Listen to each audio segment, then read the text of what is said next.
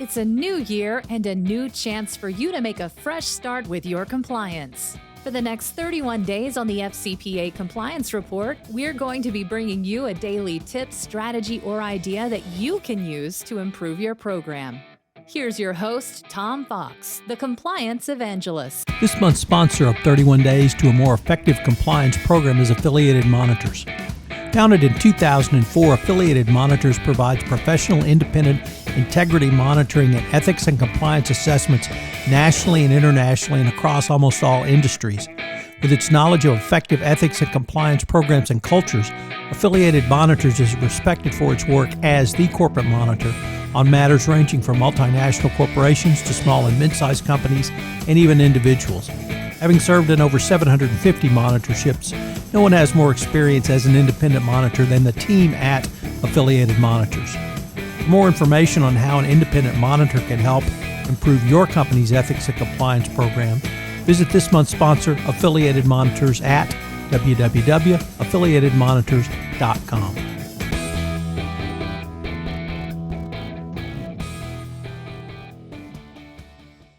The compliance advantage of data. Both the Department of Justice and Securities and Exchange Commission have both made it clear that they expect companies to be more robust in their use of data analytics and compliance programs. This means using data not only to detect and prevent illegal conduct, but also in the remediation prong of any best practices compliance program, as well as through continuous improvement. Former Deputy Assistant Attorney General Matthew Miner said in a speech that the DOJ will inquire whether compliance programs have access to internal data that could help them identify misconduct and whether compliance officers make adequate use of data analytics in their reviews of companies under investigation.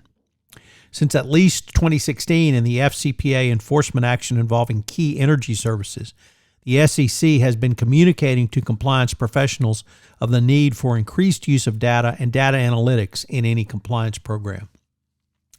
The new Department of Justice Antitrust Division released its antitrust guidance, which was the clearest regarding this mandate when it stated, does the company use any type of screen, communications monitoring tool, or statistical testing designed to identify potential antitrust violations? For the anti-corruption compliance professional, this means you need to incorporate statistical analysis into your ongoing monitoring to see if there are any anomalies which could be indications of FCPA violations. All of this regulatory focus on data for a compliance program will require many law school trained compliance practitioners to learn a completely new skill set to meet this mandate. The first thing to consider is the value of obtaining the data. Clearly, the more data a compliance program receives, the more information it has in the form of feedback from its customers, i.e. corporate employees. This means a higher value add, and the higher value add, the greater chance that it will have a lasting or create a lasting advantage.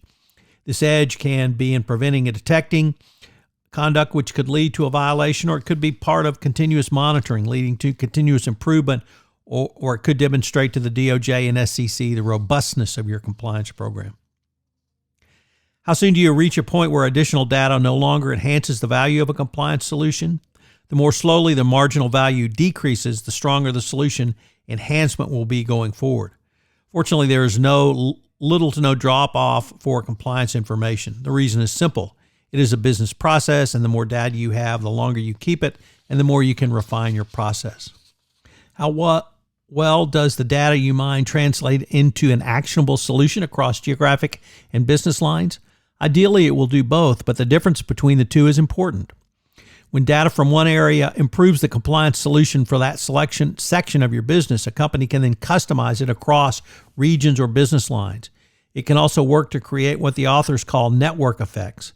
It can also work to make a compliance solution or enhancement quite sticky and also provide a key advantage in competing for new customers.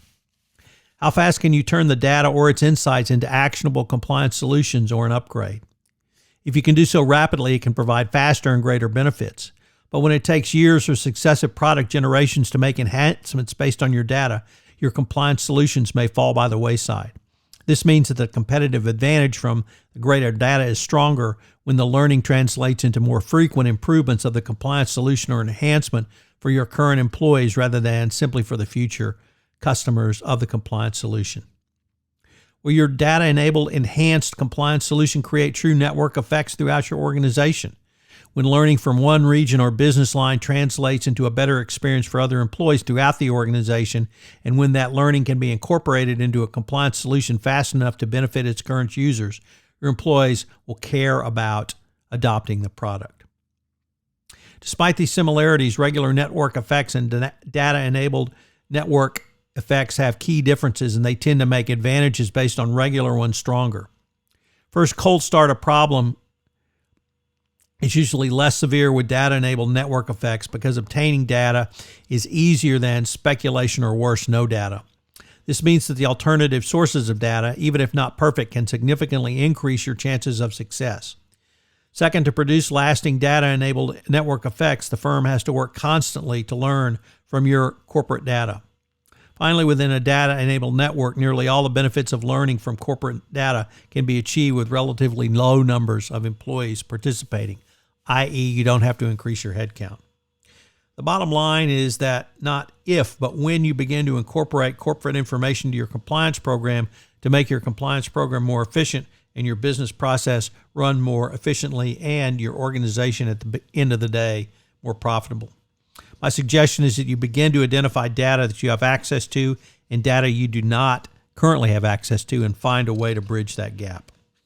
So, what are today's 3 key takeaways? Well, I would start with a question, which is, what advantages can data bring to your compliance program? But I hope already in this podcast, this month's 31 Days to a More Effective Compliance Program, you have seen that it can make your program more robust, more efficient, and help more fully operationalize your compliance program. 2, never forget that both the DOJ and SEC have said companies need to be using data and data analytics in their ongoing monitoring and their overall compliance program. And finally, number 3, data will make your compliance program more effective, your business process more efficient, and at the end of the day, your company more profitable. If you can get all 3 of those from something you have to do anyway, I don't know why you're not doing it now. I hope you will enjoy the entire month on innovation and compliance and this month's offering of 31 Days to a More Effective Compliance Program. If I could ask you to do so, would you pass on to at least one person this podcast series on the nuts and bolts of compliance, as I'm trying to expand my audience base for 31 Days to a More Effective Compliance Program. I hope you'll join me again tomorrow, where I take up another topic in innovation and compliance. Thanks again for listening.